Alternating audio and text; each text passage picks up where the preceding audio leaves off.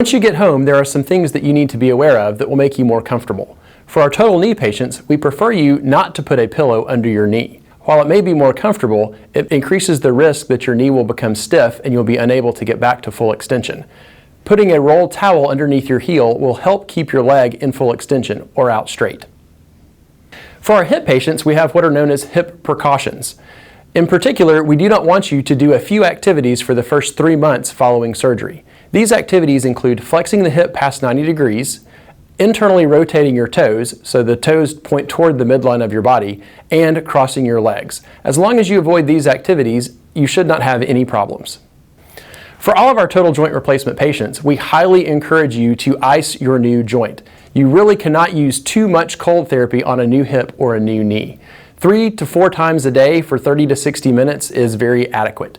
There are commercially available gel packs, there are pumps that you can purchase, or you can just use a bag of frozen peas. The most common complaint we hear about after surgery is constipation. This is easily preventable by staying hydrated and having a laxative on hand. You really do not want to go past 3 days between bowel movements. If this occurs, you do need to call your physician and make them aware. One of our nurse navigators will be following up with you, typically in the first 48 hours after discharge from the hospital. Our navigators will follow patients for 3 months after surgery to make sure that you are not having any problems or complications.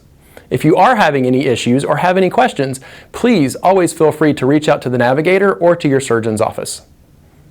In addition to this educational video, there is also a hip and knee replacement manual. The manual may be found at erlanger.org/ortho or at the link below. This includes information about what to expect once you get home.